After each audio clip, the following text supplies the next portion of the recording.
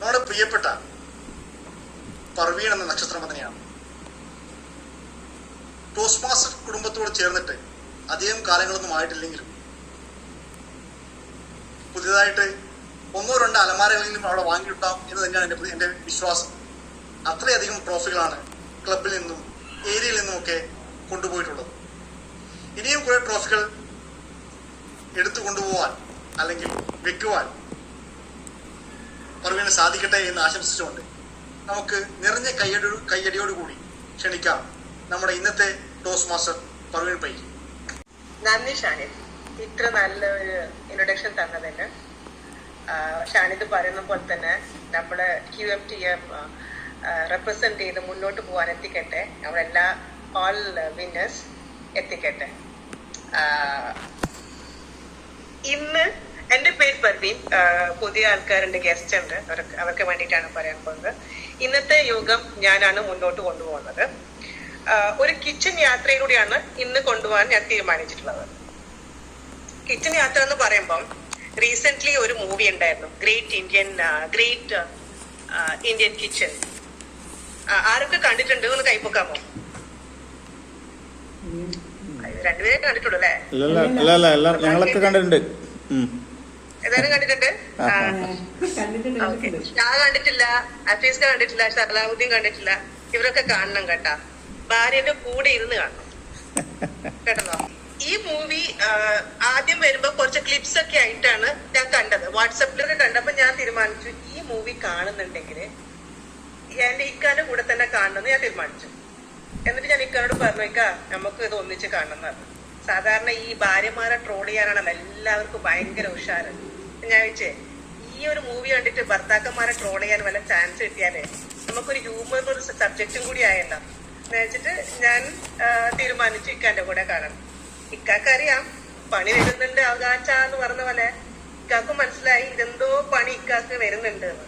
എന്നാലും കുഴപ്പമില്ല, ഞങ്ങൾ രണ്ടുപേരും ഒന്നിച്ചിരുന്ന് മൂവി കണ്ട്. മൂവിനെ പറ്റി പറയുകയാണെങ്കിൽ ഒരു പണ്ടത്തെ ഒരു രീതി കാണാത്തവർക്ക് വേണ്ടിയിട്ടാണ് പറയുന്നത്. അതില് പ്രത്യേകിച്ച് കാണിക്കുന്നത് ഭാര്യ, അമ്മ വീട്ടിൽ കുക്ക് ചെയ്യുന്നത്, ഭർത്താവിന് വേണ്ടി എല്ലാ സേവനങ്ങളും ചെയ്യുന്ന പണ്ടത്തെ ഒരു രീതി ആണ് കാണിക്കുന്നുള്ളത്. ഒരു ഫെമിനിസ്റ്റ് ആണ് ആ മൂവിനെ കാണുന്നുണ്ടെങ്കിൽ ഉറപ്പായിട്ടും ഒരു സ്ത്രീക്കെതിരെ പറയാനുള്ള എല്ലാ കാര്യങ്ങളും അതിലുണ്ട്. പക്ഷെ എനിക്കിതൊന്നും അല്ല ഇഷ്ടമായത്. എനിക്ക് സത്യം പറഞ്ഞാൽ അതിൽ ഇഷ്ടമായത് അതില് മൊത്തമായിട്ട് കാണിക്കുന്ന കുക്കിങ്ങും. ഭാര്യ ആണെങ്കിലും സുരാജിന്റെ അമ്മയാണെങ്കിലും രണ്ടുപേരും ഭർത്താവിനെ എങ്ങനെ ഹാപ്പി ആക്കാൻ നോക്കുന്നതാണ് അതിൽ കാണുന്നത്. അവർ കുക്ക് ചെയ്യുന്നു, രാവിലെ ഉച്ചക്ക് ഫുൾ കുക്കിംഗ് തന്നെയാണ്, വൈകുന്നേരം എപ്പോഴും അവർ മെയിൻ നോക്കുന്നത് ഭർത്താവിനെ ഹാപ്പി ആക്കണം. എന്നാ ഭർത്താവുണ്ടോ ഹാപ്പി ആവുന്നത്? ഇല്ലല്ലോ. അതാണ് എനിക്ക് ഇഷ്ടപ്പെട്ടത്. ആ കുക്കിംഗ് ആണ് എനിക്ക് ഭയങ്കര ഇഷ്ടപ്പെട്ടത്, ആ ഒരു കോൺസെപ്റ്റില്. അങ്ങനെ ഈ എന്റെ ഉമ്മ എപ്പോഴും പറയും, കാസർഗോഡ് ഭാഷയിൽ പറഞ്ഞാല് ഈ ആണുങ്ങളെ മനസ്സിലേക്ക് പോകേണ്ടത് ബാറ്റിലൂടെയാണ്. ബാറ്റിലൂടെ മീൻസ് വയറിലൂടെയാണ്. നന്നായി ഭക്ഷണം ഉണ്ടാക്കി കൊടുക്കുക, പെട്ടെന്ന് ആണുങ്ങളെ മനസ്സിൽ പോകുന്നതാണ്. പക്ഷെ എനിക്ക് പ്രത്യേകിച്ചിട്ട് കുക്കിംഗ് ഇഷ്ടമായതുകൊണ്ട് എനിക്ക് അത്ര വലിയ പ്രോബ്ലം വന്നിട്ടില്ല. പക്ഷെ ഇഷ്ടമില്ലാത്ത അവർക്ക് ഞാൻ കണ്ടിട്ടുണ്ട് പലയിടത്തും കുക്കിംഗ് ഒരു പ്രോബ്ലം ആയിട്ടുള്ളത്. ഞാൻ ഈ മൂവിയിലേക്ക് തിരിച്ചു വരാം. എന്റെ ഏറ്റവും കൂടുതൽ ശ്രദ്ധ ആകർഷിച്ചത് ഞാൻ പറഞ്ഞ പോലെ വിഭവങ്ങളായിരുന്നു. രാവിലെ ഒരു ദിവസം പുട്ടാണെങ്കിൽ പിറ്റേ ദിവസം ദോശയായിരുന്നു. ഓരോ ദിവസം ഓരോരോ ടൈപ്പായിരുന്നു ഉണ്ടാക്കി കൊടുക്കുന്നത്. അപ്പൊ ഞാനിങ്ങനെ ആലോചിക്കായിരുന്നു, നമ്മൾ പ്രവാസികളായിട്ട് ഇവിടെ ജീവിക്കുമ്പോൾ സത്യം പറഞ്ഞാല് നമുക്ക് പ്രവാസത്തിൽ കിട്ടിയൊരു ഭാഗ്യമാണ് ഈ ഡിഫറെന്റ് ടൈപ്പ് ഓഫ് ഫുഡ്. നമ്മളൊരു അറബി നാട്ടിൽ ജീവിക്കുമ്പോൾ യൂറോപ്യൻ രാജ്യത്തിനെ കാട്ടി കൂടുതൽ കുറെ ഭക്ഷണങ്ങൾ നമ്മൾ മുമ്പിൽ കാണാൻ പറ്റും. Indian food, Arabic food, continental food, Chinese, എല്ലാ തരത്തിലും നമ്മൾക്ക് ഏറ്റവും കൂടുതൽ അടുത്ത് കാണാൻ പറ്റുന്നതും ആസ്വദിക്കാൻ പറ്റുന്ന ഒരു നാടാണ് അറബ് രാജ്യം എന്ന് പറഞ്ഞാൽ. സത്യം പറഞ്ഞാൽ നമ്മൾക്കതൊരു അഹങ്കാരമാണ്, എന്ത് ഫുഡും കഴിക്കാനുള്ള ഒരു അഹങ്കാരമാണ് എന്ന് പറയാം. ഇന്നത്തെ സബ്ജക്ട് എന്ന് പറഞ്ഞു കഴിഞ്ഞാല് ഈ ഭക്ഷണ രീതിയാണ് ഞാൻ എടുത്തിട്ടുള്ളത്. നമ്മളെ ഇന്നത്തെ ഐറ്റം എന്ന് പറഞ്ഞാല് ഇന്നത്തെ ഫുൾ മെനു 3 ഘട്ടത്തിലൂടെയാണ് പോകുന്നുള്ളത്. ആദ്യത്തെ മെനു എന്ന് പറഞ്ഞാൽ തയ്യാറാക്കിയ മെനു ആണ്, തയ്യാറാക്കിയ പ്രസംഗമായിട്ട് വരുന്നത്. രണ്ടാമത്തത് തത്സമയം ആ സമയത്ത് ഉണ്ടാക്കുന്ന ഐറ്റംസ് ആണ്. മൂന്നാമത്തത് മൂന്നിലേറിയം, അതായത് ഉപ്പും മുളകും ഒക്കെ ശരിയായിട്ടുണ്ടോ എന്ന് ഐറ്റം നോക്കണ്ടേ. മൂന്നാമത്തെ ഘട്ടം അതാണ്. ഇതിനൊക്കെ ഹെൽപ്പ് ചെയ്യാൻ വേണ്ടിയിട്ട് ടോസ്റ്റ് മാസ്റ്റേഴ്സിന് കുറച്ച് നളപാചകന്മാരെ ഞാൻ എടുത്തിട്ടുണ്ട്. അവർ ഇതില് ഉപ്പുണ്ടോ ഒക്കെ ശരിയാക്കാൻ എന്നെ ഹെൽപ്പ് ചെയ്യുന്ന ആൾക്കാരാണ് ഈ കിച്ചണിൽ. അപ്പോ ടൈമർ, അതായത് കുക്കിങ്ങിന് ടൈമിങ് എപ്പോഴും ശ്രദ്ധിക്കണം, ഇല്ലെങ്കിൽ കരിഞ്ഞു പോകും ഫുഡ്, അല്ലെ? ആ പാകം വെന്തിട്ടില്ലെങ്കിലും വേവ് കൂടിയാലും പ്രശ്നമാണ്. അങ്ങനെ ഇന്നത്തെ ടോസ്റ്റ് മാസ്റ്റർ യോഗത്തില് എന്നെ ഹെൽപ്പ് ചെയ്യുന്ന ടൈമർ ഹഫീസ്കിയാണ്. 16 വർഷമായി QPയിൽ ജോലി ചെയ്യുന്നു. ബക്രയിൽ താമസം, ഭാര്യയും 3 മക്കളടക്കുന്ന കുടുംബം. നമുക്ക് ചോദിക്കാം ഹഫീസ്കയോട്. എല്ലാവർക്കും വേണ്ട നമസ്കാരം. സമയപാലനമാണ് ഇന്ന് എന്നിൽ നിക്ഷിപ്തമായിരിക്കുന്ന കർത്തവ്യം. ഇന്ന് നടക്കുന്ന പാചകത്തിൽ കൂടിയുള്ള പ്രസംഗങ്ങൾ, അവയുടെ വിലയിരുത്തലുകൾ, തത്സമയ പ്രഭാഷണങ്ങൾ എന്നിവയ്ക്കെടുക്കുന്ന സമയം ഞാൻ കൃത്യമായി രേഖപ്പെടുത്തുകയും ഓരോ വരിയുടെ അവസാനം ആവശ്യപ്പെടുന്നതനുസരിച്ച് യോഗത്തെ അറിയിക്കുന്നതായിരിക്കും. അത് 2 കർത്തവ്യങ്ങളാണ്. ഒന്ന്, ഇന്നത്തെ വാക്ക് അവതരിപ്പിക്കുക എന്നുള്ളതാണ്. ഈ യോഗത്തിൽ ഞാൻ അവതരിപ്പിക്കുന്ന വാക്ക് സത്വരം എന്നാണ്. സത്വരം എന്നാൽ വേഗത്തിൽ എന്നാണ് അതിന്റെ അർത്ഥം. ഈ വാക്ക് ഉപയോഗിക്കുന്നതിന്റെ ഒരു ഉദാഹരണം, ഇപ്പോൾ ഖത്തർ ഗവൺമെന്റ് കോവിഡിനുള്ള വാക്സിനേഷൻ സത്വരം നടത്തി വരുന്നു. അത് വേഗത്തിൽ നടത്തി വരുന്നു. എല്ലാവരും ഇന്നത്തെ യോഗത്തിൽ ഈ വാക്ക് പരമാവധി ഉപയോഗിക്കണമെന്ന് ഓർമ്മിപ്പിക്കുന്നു. രണ്ടാമതായി, ഇന്ന് ഈ യോഗത്തിൽ നടക്കുന്ന പ്രസംഗങ്ങൾ, അവയുടെ വിലയിരുത്തലുകൾ, അറിയിപ്പുകൾ, മറ്റു സംഭാഷണങ്ങൾ എന്നിവയിലെ ഭാഷാ പ്രയോഗങ്ങൾ ശ്രദ്ധിച്ച് മികച്ചതും അശ്രദ്ധമായി ഉപയോഗിച്ചവയും ഒരുപോലെ രേഖപ്പെടുത്തി വെച്ച് ഇന്നത്തെ വാക്കിന്റെ ഉപയോഗത്തെ പറ്റിയും വ്യാകരണ സംബന്ധിയായ വിവരങ്ങളും ചേർത്ത് വിശദമായി വിവരണം യോഗാവസാനം പൊതുമൂല്യകർത്താവ് ആവശ്യപ്പെടുന്നതിനനുസരിച്ച് നൽകുന്നതായിരിക്കും. ഇത് വിശിഷ്ടാതിഥികളെ എല്ലാവർക്കും എന്റെ നമസ്കാരം.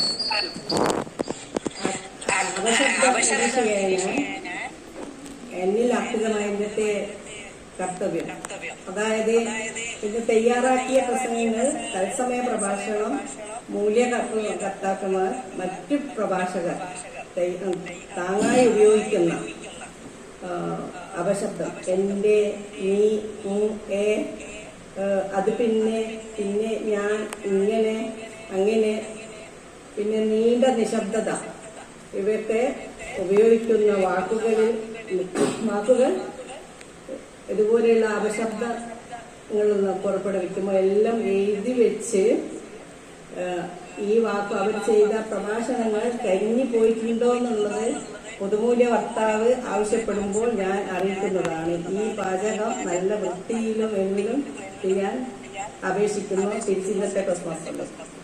ബഹുമാനപ്പെട്ട ഇന്നത്തെ ടോസ്റ്റ് മാസ്റ്റർ, മറ്റ് സഹ ടോസ്റ്റ് മാസ്റ്റേഴ്സ്, വിശിഷ്ട അതിഥികളെ എല്ലാവർക്കും നമസ്കാരം. ഇന്നത്തെ ഗ്രേറ്റ് കിച്ചണിൽ നടക്കുന്ന വളരെ സമൃദ്ധമായ വിഭവ ഒരുക്കമാണ്. ആ ഒരുക്കത്തിൽ ഓരോ പാചകക്കാരനും അവരുടെ കഴിവുകളെക്കുറിച്ചും അവരുടെ പാചകത്തെക്കുറിച്ചും അവരുടെ ചേരുവകളെക്കുറിച്ചൊക്കെ ഇതിൽ കിച്ചണിൽ സംസാരിച്ചുകൊണ്ടിരിക്കും. അപ്പോൾ അവരുടെ ആ പാചകത്തെക്കുറിച്ചുള്ള സംസാരത്തിലും ഇടയിൽ വന്നു പോകുന്ന വാക്കുകൾ, നല്ല നല്ല കായികനികളെക്കുറിച്ചുള്ള നല്ല പദങ്ങൾ ഉണ്ടാവും. അതൊക്കെ ഞാൻ ഇത് നോട്ട് ചെയ്ത് വെക്കുന്നതാണ്. തിരുസംസ്ഥാനത്തിൽ പൊതുമൂല്യ കർത്താവ് ആവശ്യപ്പെടുമ്പോൾ ഞാൻ ആ ചോദ്യങ്ങൾ നിങ്ങളോട് എല്ലാവരോടും ചോദിക്കുന്നതും നിങ്ങൾ ശരിയായ ഉത്തരം പറയുകയും ചെയ്യണം. അതിനാൽ നിങ്ങൾ ഇന്നത്തെ ഈ പാചക വിരുന്നിലേക്ക് എല്ലാവരും സസൂക്ഷ്മം സൂക്ഷിക്കുകയും ശ്രദ്ധിക്കുകയും ചെയ്യണമെന്ന് അപേക്ഷിച്ചുകൊണ്ട് തിരിച്ചിന്നത്തെ ടോസ്റ്റ് മാസ്റ്ററിലെ ഇഷ്ടമാണ്. ഒരാൾക്ക് നാടൻ ഇഷ്ടമല്ല, ഒരാൾക്ക് ഇറ്റാലിയനാണ് ഇഷ്ടം. അതുകൊണ്ട് എല്ലാവരും എനിക്ക് ഹാപ്പി ആക്കാൻ പറ്റാറില്ല. അപ്പൊ ഞാനൊരു മെനു വീട്ടിൽ സെറ്റ് ചെയ്തിട്ടുണ്ടാവും. അതായത് ഇന്ന് ഞാൻ പുട്ടുണ്ടാക്കി കഴിഞ്ഞാൽ ബാക്കി 3 പേർക്ക് ഇഷ്ടമുണ്ടാവില്ല, 2 പേർക്ക് ഇഷ്ടമായിരിക്കും. പക്ഷെ വേറെ നിവൃത്തിയില്ല. എൻ്റെ വീട്ടില് പ്ലേറ്റ് തീരുന്നത് വരെ, അതായത് ഫുള്ള് തീരുന്നത് വരെ കഴിച്ചിരിക്കണം. അത് നിർബന്ധമാണ്. അത് ഇഷ്ടമുണ്ടെങ്കിൽ ഇഷ്ടമില്ലെങ്കിലും ഭക്ഷണം വേസ്റ്റ് ചെയ്യാൻ സംഭവിക്കില്ല. കുട്ടികൾക്ക് വേറെ നിവൃത്തിയില്ല, തിരിച്ചു തല്ലാൻ പറ്റാത്തതുകൊണ്ട് അവരൊക്കെ സഹിച്ച് ഇപ്പൊ പോകുന്നുണ്ട് കുഴപ്പമില്ലാത്ത രീതിയിൽ, കംപ്ലീറ്റ്. അങ്ങനെ ഓരോരോ വീട്ടില് ഓരോരോ പരീക്ഷണമാണ്. ഞങ്ങളുടെ വീട്ടിലെന്ന് പറഞ്ഞു കഴിഞ്ഞാല് എന്റെ വീട്ടിലൊരു സഹായി ഉള്ളത് കെന്യനാണ്. പുള്ളിനെ ഞാൻ ഭക്ഷണം ഉണ്ടാക്കാൻ നിർബന്ധിക്കാറില്ല. കാരണം എനിക്ക് എന്റെ കൈ കൊണ്ട് എന്റെ മക്കൾക്കും എന്റെ ഭർത്താവിനും ഉണ്ടാക്കണം എനിക്ക് നിർബന്ധമാണ്. അത് ഇഷ്ടമുള്ളത് കൊണ്ടാണ്. അതുകൊണ്ട് ഞാൻ നിർബന്ധിക്കാറില്ല. പക്ഷെ എന്റെ ചെറിയ മോൾക്ക് കെന്യൻ ഫുഡാണ് ഇഷ്ടം. അവൾക്ക് ഈ വെറുതെ ഒരു സ്പൈസസും ഇഷ്ടമല്ല. അതായത് എരിവോ മുളകോ പുളിയോ ഒന്നും ഇഷ്ടമല്ല. ആകെ പുഴുങ്ങി കൊടുത്തു കഴിഞ്ഞാൽ അവള് ഭയങ്കര ഹാപ്പിയാണ്. അപ്പൊ ഓരോരാൾക്ക് ഞാൻ ഉദ്ദേശിക്കുന്ന വെച്ചാൽ ഓരോരാൾക്ക് ഓരോരോ ടൈപ്പ് ഓഫ് ഫുഡാണ്. അപ്പൊ എല്ലാവരും ഈ നമ്മൾക്ക് ഹാപ്പി ആക്കാന്ന് പറഞ്ഞു കഴിഞ്ഞാൽ വളരെ ബുദ്ധിമുട്ടാണ്. പ്രത്യേകിച്ചിട്ട് കുറെ ആൾക്കാരുണ്ടാവുമ്പോ വീട്ടില്. അതേപോലെ ഇപ്പൊ ഈ പ്രവാസ ജീവിതത്തിൽ ഭാര്യ ഭർത്താക്കന്മാര് ഞാൻ കാണുന്നത് മിക്കതും പ്രശ്നങ്ങൾ വരുന്ന അടുക്കളയിലാണ്. ഭക്ഷണം ഉണ്ടാക്കുന്നത് ഇഷ്ടപ്പെടുന്നില്ല, അതാക്കുന്നില്ല. അപ്പൊ എനിക്കിപ്പം ഈ ടോസ്റ്റ് മാസ്റ്റർ മീറ്റിംഗിലൂടെ നിങ്ങളൊക്കെ ഈ നളപാചകന്മാരൊക്കെ കിച്ചണിൽ കേറ്റാനാണ് ഉദ്ദേശം. അത് ഞാൻ പിന്നീട് പറയാം. ഓക്കെ. അപ്പോ ഇന്ന് എന്നെ സഹായിക്കാനുള്ള എല്ലാ കിച്ചൺ ഹെൽപ്പേഴ്സിനോടും ഒരുപാട് നന്ദി. നമ്മൾക്ക് ഒരു വലിയൊരു കയ്യടിയാവാം. ഇനി നമ്മൾക്ക് ഇന്നത്തെ തയ്യാറാക്കിയ മെനുവിലേക്ക് കടക്കാം. വിനീതമായ നമസ്കാരം. പല കാര്യങ്ങളിലും നമുക്ക് കേട്ടറിവുകളോ അതല്ലെങ്കിൽ വായിച്ചുള്ള അറിവുകളോ ആയിരിക്കും. എന്നാൽ അനുഭവത്തിലൂടെ നമ്മളൊരു കാര്യം അറിഞ്ഞു കഴിഞ്ഞാൽ അത് നമ്മുടെ ജീവിതത്തിൽ പകർത്തുവാനും ഭാവി ജീവിതത്തിൽ ശ്രദ്ധയോടുകൂടി മുന്നോട്ട് പോകുവാനും നമ്മളെ വളരെയധികം സഹായിക്കാറുണ്ട്. ഈ ആഗോളതാപനം എന്ന് പറയുന്നതും നമ്മളിൽ പലർക്കും ഒരു കേട്ടറിവ് അതല്ലെങ്കിൽ വായിച്ചുള്ള അറിവ് അല്ലെങ്കിൽ വേറെ എവിടെയോ നടക്കുന്ന എന്തോ ഒരു സംഭവം എന്നുള്ള ഒരു ധാരണ മാത്രമാണ്.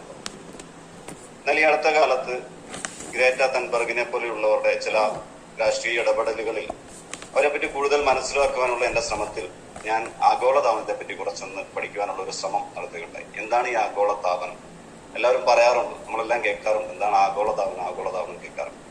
അതെന്താണ് എന്ന് മനസ്സിലാക്കാനുള്ള ഒരു ചെറിയ ത്വര ഉണ്ടാവുകയും അല്പസ്വല്പം കുറച്ച് ഒരു റിസർച്ചൊക്കെ നടത്തി നോക്കിയപ്പോൾ എനിക്ക് മനസ്സിലായ ചില കാര്യങ്ങൾ നിങ്ങളുമായി പങ്കുവെക്കുവാൻ ഞാൻ ആഗ്രഹിക്കുന്നു. അപ്പോൾ എന്താണ് ഈ ആഗോളതാപനം? എല്ലാവർക്കും അറിയാവുന്ന കാര്യമാണ്. നമ്മുടെ ഭൂമിയുടെ ചൂട് വർദ്ധിച്ചുകൊണ്ടിരിക്കുകയാണ്. ഓരോ കൊല്ലം കഴിയും തോറും നമ്മുടെ ഭൂമിയുടെ ചൂട് ആവറേജ് ടെമ്പറേച്ചർ ഓരോ കൊല്ലം കഴിയും തോറും ഇങ്ങനെ വർദ്ധിച്ചു വരികയാണ്. ആ വർദ്ധിച്ചു വരുന്നത് മൂലം ധാരാളം പ്രതിഭാസങ്ങൾ, ധാരാളം ബുദ്ധിമുട്ടുകൾ ഭാവി തലമുറയ്ക്കും അല്ലെങ്കിൽ ഇപ്പോൾ തന്നെയും ഉണ്ട് എന്ന് നമുക്ക് എല്ലാവർക്കും അറിയാം. അപ്പോൾ അതിനെപ്പറ്റി ഈ ആഗോളതാപനം എന്താണ്, അതിന് കാരണമാക്കുന്ന കാര്യങ്ങൾ എന്തൊക്കെയാണ്, അതുമൂലം ഉണ്ടാകാവുന്ന ബുദ്ധിമുട്ടുകൾ എന്തൊക്കെയാണെന്ന് കാര്യങ്ങളെപ്പറ്റി നമുക്ക് ചെറുതായിട്ടൊന്ന് നോക്കാം. ഞാൻ സ്ക്രീൻ ഷെയർ ചെയ്യുകയാണ്. Methane, nitrous oxide, fluoro carbon തുടങ്ങിയ വാതകങ്ങളെയാണ് പ്രധാനമായും ആഗോളതാപനത്തിന് കാരണമായി പറയുന്നത്. ഇതിനകത്ത് കാർബൺ ഡൈ ഓക്സൈഡ് ആണ് ഏറ്റവും കൂടുതൽ ഈ ഭൂമിയിൽ കാണപ്പെടുന്നത്. കാരണം നമ്മൾ ഈ ഫ്യൂവൽസ്, അതായത് ഫോസിൽ ഫ്യൂവൽസിന്റെ ഒക്കെ കത്തൽ കാരണം ഈ പവർ പ്ലാന്റുകളിലും അല്ലെങ്കിൽ വാഹനങ്ങളിലും ഒക്കെ നമ്മൾ ഉപയോഗിക്കുന്ന ഇന്ധനങ്ങളുടെ ജ്വലനം കാരണം നമ്മുടെ അന്തരീക്ഷത്തിൽ ധാരാളമായി കാണപ്പെടുന്നത് കാർബൺ ഡൈ ഓക്സൈഡ് ആണ്. കാർബൺ ഡൈ ഓക്സൈഡ്, പിന്നെ ഉള്ളത് മീഥെയ്ൻ ഉണ്ട്, നൈട്രസ് ഓക്സൈഡ് ഇതുപോലെ തന്നെ ജ്വലനം കാരണം ഉണ്ടാകുന്നതാണ്. പിന്നെ ഫ്ലോറോ കാർബൺ, അതെല്ലാം ചെറിയ എമൗണ്ടിലുള്ളൂ. കൂടുതലും ഉണ്ടാകുന്നത് കാർബൺ ഡൈ ഓക്സൈഡ് ആണ്. ഇത് ഇൻഡസ്ട്രികളിൽ നിന്നും അതുപോലെ പവർ പ്ലാന്റുകളിൽ നിന്നും ഒക്കെ ധാരാളമായി പുറത്തേക്ക് വരികയും നമ്മുടെ അന്തരീക്ഷത്തിൽ ഇത് തങ്ങി നിൽക്കുകയും ചെയ്യും. അപ്പൊ അങ്ങനെ തങ്ങി നിൽക്കുന്നത് കാരണം എന്താണ് സംഭവിക്കുന്നത് നോക്കാം. സാധാരണ സൂര്യനിൽ നിന്നുള്ള രശ്മികൾ അല്ലെങ്കിൽ വികിരണങ്ങൾ നമ്മുടെ ഭൂമിയിലേക്ക് വന്നിട്ട് അതിൽ നിന്നൊരു 50% നമ്മുടെ ഭൂമി ആഗിരണം ചെയ്യും. ബാക്കി 50% തിരിച്ച് സ്പേസിലേക്ക് തന്നെ റിഫ്ലക്ട് ചെയ്യുകയാണ് ചെയ്യുന്നത്. അപ്പൊ ഈ റിഫ്ലക്ട് ചെയ്യുന്ന സമയത്ത് ഇതിനെ തടുത്തു നിർത്തുക എന്നുള്ളതാണ് ഈ ഹരിതവാതകങ്ങൾ ചെയ്യുന്നത്. അങ്ങനെ തടുത്തു നിർത്തുന്നത് കാരണം ഭൂമിയുടെ ചൂട് വർദ്ധിക്കും. അപ്പൊ ഈ തടുത്തു നിർത്തുന്ന വാതകങ്ങളുടെ സാന്നിധ്യം കൂടിക്കൂടുന്ന വരുന്നതനുസരിച്ച് നമ്മുടെ ആഗോളതാപനത്തിന്റെ തോതും വർദ്ധിച്ചു വരും. അപ്പൊ അതിന്റെ പ്രത്യാഘാതങ്ങളായിട്ട് ധാരാളം കാര്യങ്ങൾ പറയുന്നു. അതിലൊന്ന് ക്ലൈമറ്റ് ചേഞ്ച് ആണ്. നമ്മളിപ്പോ കാണുന്നുണ്ട് ധാരാളം പണ്ടില്ലാത്ത രീതിയിലുള്ള ധാരാളം എക്സ്ട്രീം കാലാവസ്ഥകൾ. തണുപ്പാണെങ്കിൽ കഠിനമായ തണുപ്പ്, ചൂടാണെങ്കിൽ അധികരിച്ച ചൂട് തുടങ്ങിയ കാര്യങ്ങൾ നമ്മൾ കണ്ടുകൊണ്ടിരിക്കുന്നതാണ്. പിന്നെ ഉള്ളത് ഹോട്ടൽ ഡേയ്സ്, നമുക്കെല്ലാം അറിയാവുന്നതാണ്. എല്ലാവരും പറയാറുണ്ട് ഇത് കൂടി വരുന്നു എന്ന് നമ്മളൊക്കെ പറയാറുണ്ട്. പക്ഷെ ഇത് എത്രത്തോളം എന്നുള്ളതിനെ പറ്റി, അതിന്റെ അളവ് കോലുകളെ പറ്റി നമുക്ക് വലിയ ധാരണയില്ല. അതുപോലെ സീ ലെവൽ റൈസ് ചെയ്യുന്നതാണ് വേറൊരു കാരണം, വേറൊരു പ്രത്യാഘാതം. സീ ലെവൽ റൈസ് ചെയ്യുന്ന പറയുമ്പോൾ നമ്മുടെ ഒരു പഠനം പറയുന്നത് ഈ കേരളത്തിന്റെ സീ ലെവൽ കഴിഞ്ഞ ഒരു 100 വർഷം കൊണ്ട് 14 സെന്റിമീറ്റർ ആണ് നമ്മുടെ കേരളത്തിന്റെ സീ ലെവൽ വർദ്ധിച്ചത് എന്ന് പറയുന്നത്. അടുത്ത ഒരു 100 വർഷം കൊണ്ട് നമ്മുടെ കൊച്ചി അടക്കമുള്ള ഈ സമുദ്രത്തിനോട് ചേർന്ന് കിടക്കുന്ന സിറ്റികളിൽ പലതും വെള്ളത്തിനടിയിലാവും എന്നൊക്കെയുള്ള പ്രൊജക്ഷൻസ് ഒക്കെ പലരും നടത്തുന്നുണ്ട്. അതൊക്കെ ഒരു ഈ ക്ലൈമറ്റ് ചേഞ്ചിന്റെ അതല്ലെങ്കിൽ ഗ്ലോബൽ വാർമിംഗിന്റെ ഭാഗമായിട്ട് വരാവുന്ന ഒഴിവാക്കപ്പെടേണ്ടുന്ന പ്രത്യാഘാതങ്ങളായിട്ട് പല ശാസ്ത്രകാരന്മാരും പഠന നടത്തുന്ന ആൾക്കാരും ഒക്കെ വളരെയധികം മുന്നറിയിപ്പുകൾ നൽകിയിട്ടുണ്ട്. അതുപോലെ ത്രെഡ് ടു ഫുഡ് സെക്യൂരിറ്റി, നമ്മുടെ ആഹാരത്തിന്റെ സുരക്ഷിതത്വം അല്ലെങ്കിൽ എല്ലാവർക്കും ഫുഡ് എത്തിക്കുക എന്നുള്ള നമ്മുടെ ഭാവിയിൽ അതൊരു വലിയൊരു ചലഞ്ചായിട്ട് മാറാനുള്ള ചാൻസ് ഈ ക്ലൈമറ്റ് ചേഞ്ച് കാരണം ഉണ്ടാവാനുള്ള ചാൻസ് ഉണ്ട്. ധാരാളം ഫ്ലഡുകളും അതായത് വെള്ളപ്പൊക്കങ്ങളും വരൾച്ചകളും ഒക്കെ ഇതിന്റെ ഭാഗമായിട്ട് വരുന്നത് കാരണം പലയിടങ്ങളിലും ഭക്ഷണത്തിനടക്കം ക്ഷാമം അനുഭവപ്പെടുവാനുള്ള ചാൻസ് വളരെയധികം ഉണ്ട്.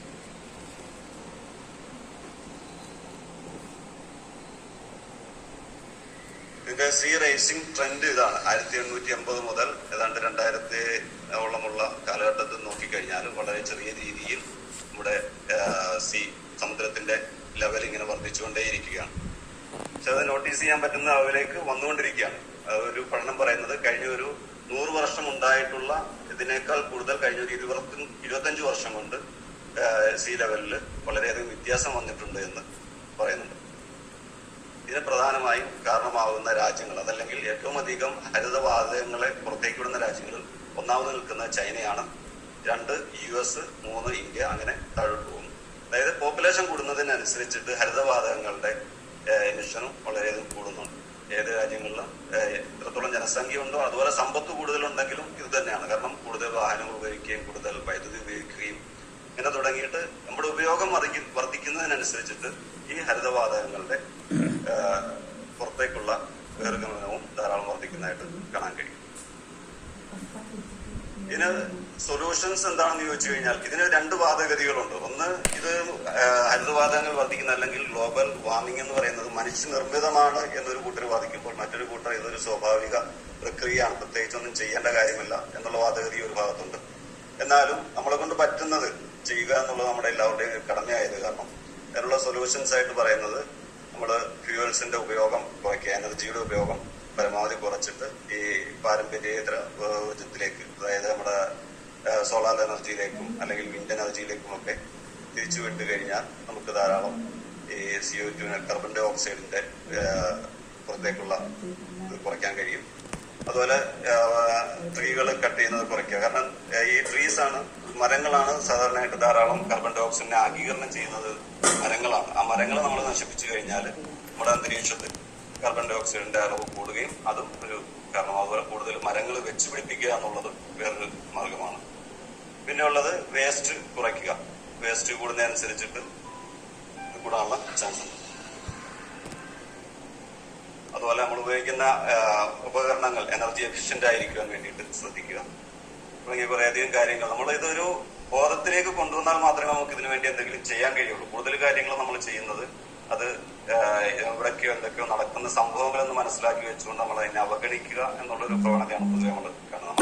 നമുക്ക് അനുഭവമില്ല. നമ്മൾ ജസ്റ്റ് വായനയിലൂടെ അല്ലെങ്കിൽ ഏതെങ്കിലും കേട്ടുകേൾവിയോ മാത്രമായിട്ട് എടുക്കുന്ന കാര്യങ്ങൾ കൂടുതൽ അതിനെപ്പറ്റി അറിയുകയും പഠിക്കുകയും ഒക്കെ ചെയ്തു കഴിഞ്ഞാൽ നമ്മുടെ ഭാവി തലമുറയ്ക്ക് വേണ്ടി നമുക്ക് ചെയ്യാൻ കഴിയുന്ന കാര്യങ്ങൾ ഇന്ന് നമുക്ക് ചെയ്യാൻ കഴിയുമെന്ന് ഓർമ്മിപ്പിച്ചുകൊണ്ട് തിരിച്ചിന്നത്തെ ടോസ്റ്റ് മാസ്റ്റർ. നന്ദി toastmaster of the day. ഇന്ന് എന്റെ target speaker toastmaster Shanid innovative പ്ലാനിങ്ങിലെ ഹൈ പെർഫോമൻസ് ലീഡർഷിപ്പ് സ്പീച്ചാണ് നമ്മുടെ മുന്നിൽ കേൾപ്പിക്കാൻ പോകുന്നത്. അദ്ദേഹത്തിന്റെ ആ സ്പീച്ചിൽ തന്നെ 2ാമത്തെ സ്പീച്ചാണ്. ഇന്ന് അദ്ദേഹത്തിന് മുൻകൂറായി കുറച്ച് കറിക്കൂട്ടുകൾ നൽകിയിട്ടുണ്ട്. അതിന്റെ അനുവാദത്തിലാണോ അദ്ദേഹം വിസ്തൃതമായി നമ്മുടെ മുന്നിൽ കാഴ്ചവെക്കുന്നത് എന്ന് സസൂക്ഷ്മം വീക്ഷിക്കുക എന്നുള്ളതാണ്. അതിനെക്കുറിച്ച് ഒരു അവലോകനവും ചെയ്യുക എന്നുള്ളതാണ് എന്റെ ഇന്നത്തെ ഉദ്ദേശം. അദ്ദേഹത്തിന്റെ ചേരുവകൾ 2 തരത്തിലാണ് അദ്ദേഹത്തിന് നിർദ്ദേശിച്ചിട്ടുള്ളത്. അതെന്താണെന്ന് നമുക്കറിയാം.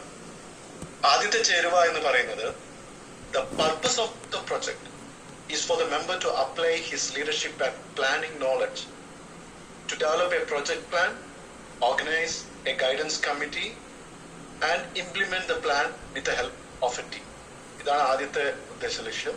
രണ്ടാമത്തെ ഉദ്ദേശ ലക്ഷ്യം, the purpose of second page is for the member to share some aspects of his experience completing the project. എല്ലാ ഭാവങ്ങളും നേരുന്നു. കാര്യം നമ്മൾ എന്തിനാണ് മത്സരങ്ങൾ നടത്തുന്നത്?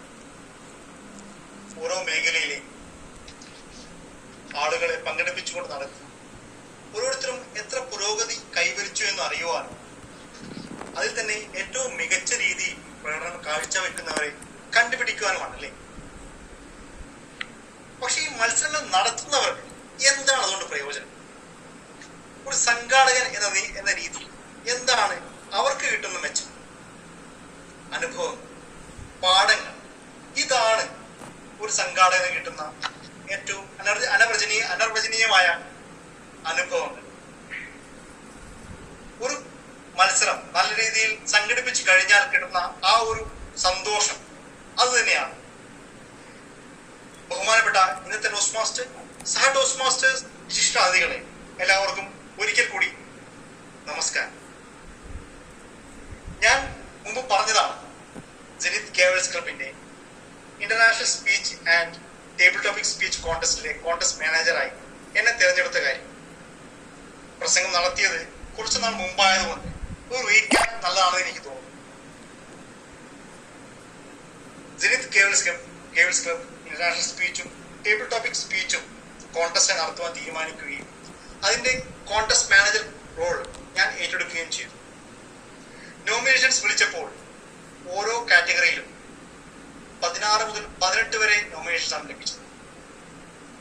അത്രയും കുട്ടികളെ വെച്ചുകൊണ്ട് ഒരു ദിവസം കോൺടെസ്റ്റ് നടത്തുക പ്രായോഗികമല്ല എന്നറിയുന്നത് കൊണ്ട് തന്നെ ആദ്യം ഒരു സെമി ഫൈനൽ റൗണ്ട് നടത്തുകയും അതിൽ നിന്നും മികച്ച കുട്ടികളെ കണ്ടുപിടിച്ച് ഒരു ഫൈനൽ റൗണ്ട് നടത്തുവാനും ഞങ്ങൾ തീരുമാനിച്ചു. ഇന്റർനാഷണൽ സ്പീച്ചിൽ 16 പേരുണ്ടായിരുന്നവരെ അവരോട് പറഞ്ഞു, നിങ്ങളുടെ പ്രസംഗം റെക്കോർഡ് ചെയ്ത് എനിക്ക് അയച്ചു തരിക. ഞാനത് ജഡ്ജസിനെ 2 ഗ്രൂപ്പായി വീതിച്ചുകൊണ്ട് ആ ഗ്രൂപ്പിലെ ഓരോ ഗ്രൂപ്പിനും 8 വീതം പ്രസംഗങ്ങൾ അയച്ചു കൊടുക്കുകയും ഓരോ ജഡ്ജിങ് ഗ്രൂപ്പിനോടും 4 പേരെ തിരഞ്ഞെടുക്കുവാൻ റിക്വസ്റ്റ് ചെയ്യുകയും ചെയ്യുക. അങ്ങനെ ഓരോ വിഭാഗത്തിലും ഇന്റർനാഷണൽ സ്പീച്ചിലും ടേബിൾ ടോപ്പിക്സിലും 8 പേരെ വീതം ഫൈനൽ റൗണ്ടിലേക്ക് തിരഞ്ഞെടുത്തു. എന്നത് ഡിസ്റ്റിംഗ്വിഷ്ഡ് ടോസ്റ്റ് മാസ്റ്റർ ഷാജി കോശിയായിരുന്നു. അങ്ങനെ ഈ 8 പേരെയും ഓരോ വിഭാഗം തിരഞ്ഞെടുത്തതിനു ശേഷം നമ്മൾ മത്സരത്തിന്റെ ദിവസമെത്തി. എല്ലാ റോളുകളും, അതായത് MC, കോൺടെസ്റ്റ് ചെയ്യൽ, ടൈമേഴ്സ്, ബാലറ്റ് കൗണ്ടേഴ്സ്, എല്ലാ റോളും ചെയ്തത് കുട്ടികൾ തന്നെയായിരുന്നു. കുട്ടികൾ ഞാൻ കണ്ട ഏറ്റവും വലിയൊരു പ്രത്യേകത, സ്വമനസാലെ അവർ ഏറ്റെടുക്കുന്ന ഉത്തരവാദിത്തങ്ങൾ ഏറ്റവും മനോഹരമായി പൂർത്തീകരിക്കുവാൻ അവർ പരമാവധി ശ്രമിക്കുമെന്നുള്ളതാണ്.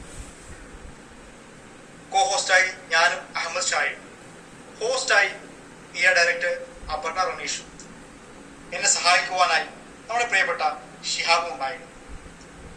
അങ്ങനെ മത്സരം തുടങ്ങി. ടേബിൾ ടോപ്പിക് കോൺടെസ്റ്റിലായിരുന്നത് 5ാം ക്ലാസ്സുകാരിയായ ഒരു കുട്ടിയായിരുന്നു.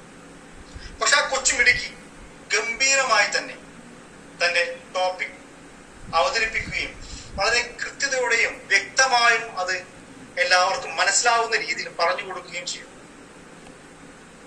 കുട്ടികളെല്ലാം അമ്പരപ്പിക്കുന്ന പ്രകടനമായിരുന്നു കാഴ്ചവെച്ചത്. അതേപോലെ തന്നെയായിരുന്നു ഇന്റർനാഷണൽ സ്പീച്ച് കോൺടെസ്റ്റ്. ഒന്നിനോടൊന്ന് കിടപിടിക്കുന്ന രീതിയിലുള്ള പ്രകടനങ്ങൾ.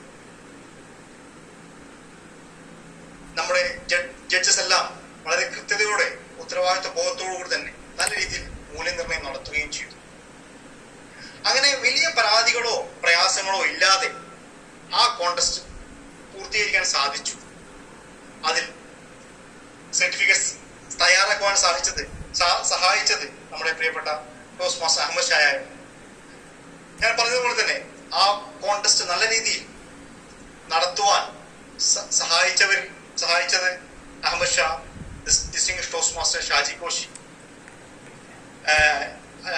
ഏരിയ ഡയറക്ടർ അപർണ റനീഷ്, ഷിഹാബ്, പിന്നെ ഒരു പറ്റം ജഡ്ജസ്. ഏറ്റവും അഭിമാനകരമായ ഒരു കാര്യം കാര്യം എന്താണെന്ന് വെച്ചാൽ, ഡിവിഷൻ കോൺടെസ്റ്റ് നടന്നപ്പോൾ ജനിത് ഗേൾസ് ക്ലബിലെ കുട്ടികളാണ് 12-ൽ 7 വിന്നേഴ്സ് ട്രോഫിയും കൊണ്ട് തിരിച്ചു വന്നത് എന്നുള്ളതാണ്. ഇനി നമുക്ക് നോക്കാം, ഈ ഒരു കോൺടെസ്റ്റ് നടത്തിയത് കൊണ്ട് ഞാൻ എന്ത് പഠിച്ചു എന്നുള്ളത്. കുട്ടികളുടെ കോൺടെസ്റ്റ് നടത്തുമ്പോൾ നമ്മൾ ഏറെ ശ്രദ്ധിക്കേണ്ട ഒരു കാര്യം എന്താണെന്ന് വെച്ചാൽ, അവരുടെ കുഞ്ഞു മനസ്സ് പെട്ടെന്ന് വേദനിക്കും. അതുകൊണ്ട് തന്നെ നടക്കുന്ന മത്സരങ്ങൾ നീതിപൂർവകമാണ് എന്ന് അവരെ ബോധ്യപ്പെടുത്തേണ്ടത് നമ്മുടെ ഉത്തരവാദിത്വമാണ്. അതിനുവേണ്ടി ട്രാൻസ്പാരൻസി, സുതാര്യത പരമാവധി ഉറപ്പാക്കുക എന്നുള്ളത് നമ്മുടെ ഉത്തരവാദിത്വമാണ്. ജനിത് ഗേൾസ് ക്ലബിലെ ആ ഒരു കോൺടെസ്റ്റ് ആണ് ഒരു ഓൺലൈൻ കോൺടെസ്റ്റ് നടത്തുവാൻ സാധിക്കും എന്നുള്ള ആത്മവിശ്വാസം എന്നിൽ ഉണ്ടാക്കിയെടുത്തത്. അതിനുശേഷം വക്ര ക്ലബിലും വീണ്ടും ഗേൾസ് ക്ലബിലും നമ്മുടെ ക്ലബിലും പിന്നെ ഏരിയ 21-ന്റെ ഏരിയ കോൺടെസ്റ്റ് കൂടെ നടത്തുവാനും അതിൽ പ്രധാനപ്പെട്ട ഭാഗം വഹിക്കുവാനും എനിക്ക് സാധിച്ചു എന്നുള്ളത് ഞാനൊരു നേട്ടമായി തന്നെ കരുതുന്നു. ഈ കോൺടെസ്റ്റുകൾ നടത്തുമ്പോൾ ഞാൻ മനസ്സിലാക്കിയ ഒരു കാര്യം, നമ്മൾ ആത്മാർത്ഥതയോടെ ഒരു ഉത്തരവാദിത്തം ഏറ്റെടുത്താൽ നമുക്ക് അത് മനോഹരമായി നിറവേറ്റണം എന്നുള്ള ചിന്തയുണ്ടെങ്കിൽ നമ്മെ സഹായിക്കാൻ അനേകം കൈകൾ മുമ്പോട്ട് വരും. ഒരു മത്സരമായിക്കോട്ടെ, ഒരു പരിപാടി ആയിക്കോട്ടെ, ഏത് പരിപാടി ആയാലും അത് നടത്തുന്നതോ ഒരാൾ ഒറ്റയ്ക്കല്ല. അദ്ദേഹത്തിനെ സഹായിക്കുവാൻ വേണ്ടി കരങ്ങൾ എല്ലാ ഭാഗത്തും വന്നുകൊണ്ടിരിക്കും. പക്ഷെ ആദ്യത്തെ ചുവടുവെപ്പ് നടത്തേണ്ടത് നമ്മൾ തന്നെയാണ്. ഇനിയും ഇങ്ങനെയുള്ള കോൺടെസ്റ്റുകൾ നടക്കട്ടെ എന്നും നമ്മുടെ അംഗങ്ങൾ അതിൽ വിജയം വരിക്കട്ടെ എന്നും ആശംസിച്ചുകൊണ്ട് തിരിച്ച് ഇന്നത്തെ ടോസ്റ്റ് മാസ്റ്ററിലേക്ക്. മോണിറ്റർ ഇവാലുവേറ്റ് ചെയ്യുന്നത് നമ്മുടെ ടോസ്റ്റ് മാസ്റ്റർ അനിൽജിയാണ്. നമുക്ക് ചോദിക്കാം അനിൽ ഭായിയോട്, എന്താണ് ഈ ഐറ്റം കൊണ്ട് ഉദ്ദേശിക്കുന്നത്? കുടുംബാംഗങ്ങളെല്ലാവർക്കും വലിയൊരു നമസ്കാരം. ഒപ്പം നമ്മുടെ തൽക്ഷണ പ്രസംഗം അവതരിപ്പിക്കാൻ പോകുന്ന ഷാനിദിനും എന്റെ വലിയൊരു നമസ്കാരം. ഇന്ന് നമ്മുടെ ഷാനിദ്, പ്രിയപ്പെട്ട ടോസ്റ്റ് മാസ്റ്റർ ഷാനിദ്, അദ്ദേഹത്തിന്റെ ഒരു പ്രൊജക്ട് എന്ന രീതിയിലാണ് ഇന്നത്തെ ടേബിൾ ടോപ്പിക് അല്ലെങ്കിൽ തൽക്ഷണ പ്രസംഗം നടത്തുന്നത്. അതിന്റെ പ്രധാനപ്പെട്ട ഉദ്ദേശം അദ്ദേഹത്തിന്റെ സജീവമായ ശ്രദ്ധ എങ്ങനെ പ്രാവർത്തികമാക്കാം എന്നുള്ളതാണ്. അതായത് ആക്റ്റീവ് ലിസണിങ് സ്കിൽസ് പ്രകടിപ്പിക്കുക എന്നുള്ളതാണ്.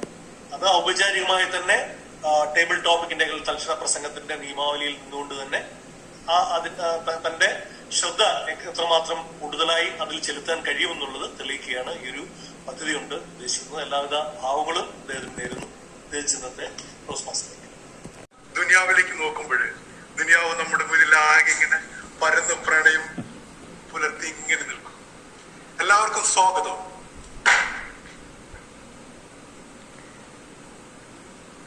ബഹുമാനപ്പെട്ട ഇന്നത്തെ ടോസ്റ്റ് മാസ്റ്റർ, സഹ ടോസ്റ്റ് മാസ്റ്റേഴ്സ്, വിശിഷ്ടാതിഥികളെ, എന്റെ നമസ്കാരം.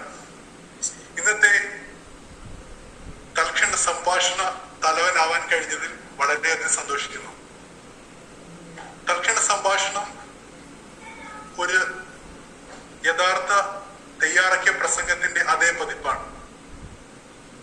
അതിന് ഒരു തുടക്കം, ഘടന, ഒരു ഒടുക്കം എന്നിവ ആവശ്യമാണ്.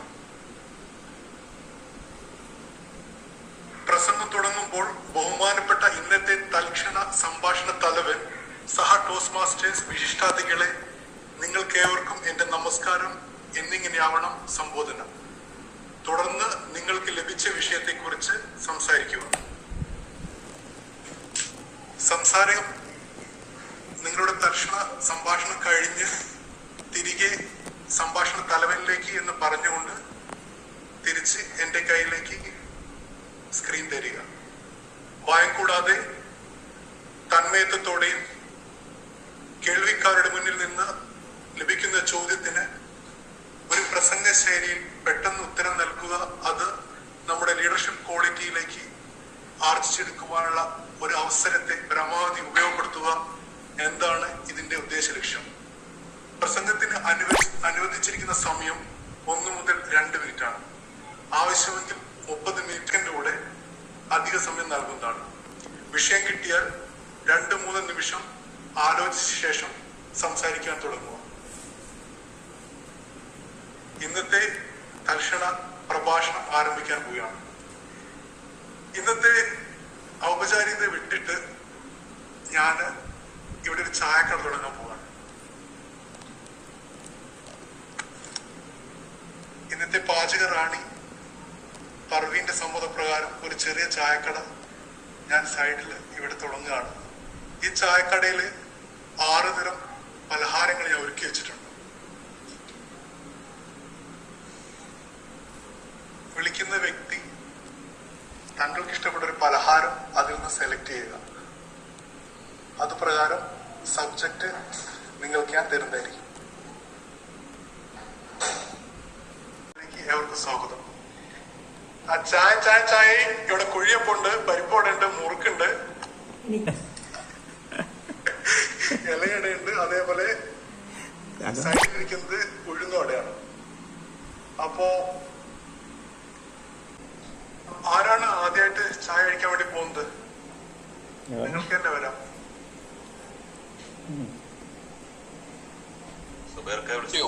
എനിക്ക് ഇഷ്ടപ്പെട്ടതാണ് പരിപ്പോട, ഇലയട, പഴപ്പൊരി, നുറുക്ക്. അപ്പൊ ഞാൻ തൽക്കാലം പരിപ്പോട എടുക്കുകയാണ്. കട്ടൻ ചായ പരിപ്പോടെ കട്ടൻ ചായ.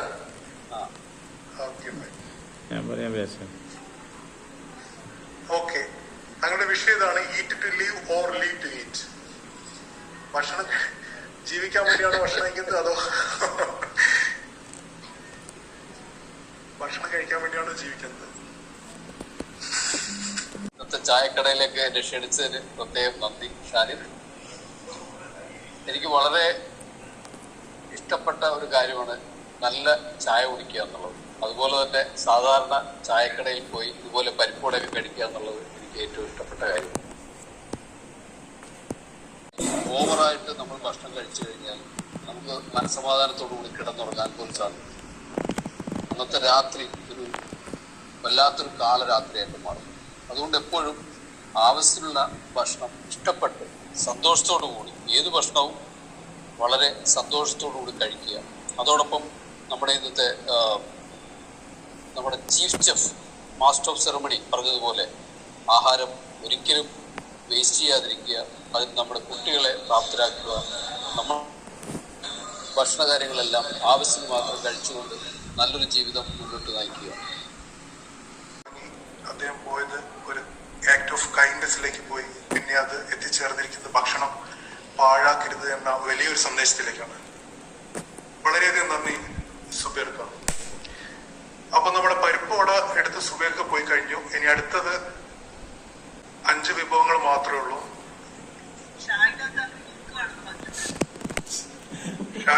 ഷാഹിദാത്തക്ക് മുറുക്ക് വേണമെങ്കിൽ ഷാഹിദാത്ത വരും. ഷാഹിദാത്ത ഇവിടെ റെഡിയാണ്, ചൂടുള്ള മുറുക്കുണ്ട്.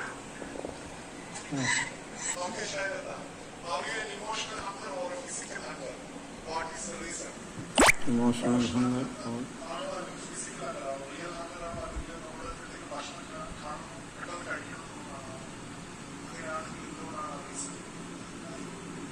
ഇന്നത്തെ table topic master, toastmaster, വിശിഷ്ടാതിഥികളില്ലല്ലേ, എല്ലാവർക്കും ഒരിക്കൽ കൂടി എന്റെ നമസ്കാരം.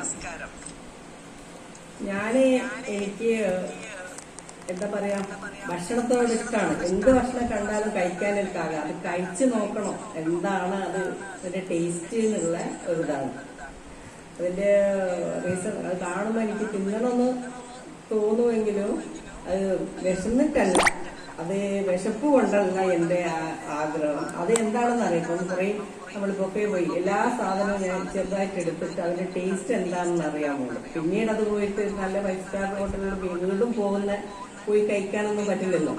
അപ്പൊ അവിടെയുള്ള എല്ലാ വിഭവങ്ങളും എന്താണെന്ന് ചോദിച്ചത്, വേറെ ആരെങ്കിലും ഉണ്ടാക്കിയ ഫുഡ് എന്തും കണ്ടാൽ അതെന്താന്നുള്ളത് ചെറിയ നുള്ളെടുത്തിട്ട് നോക്കും.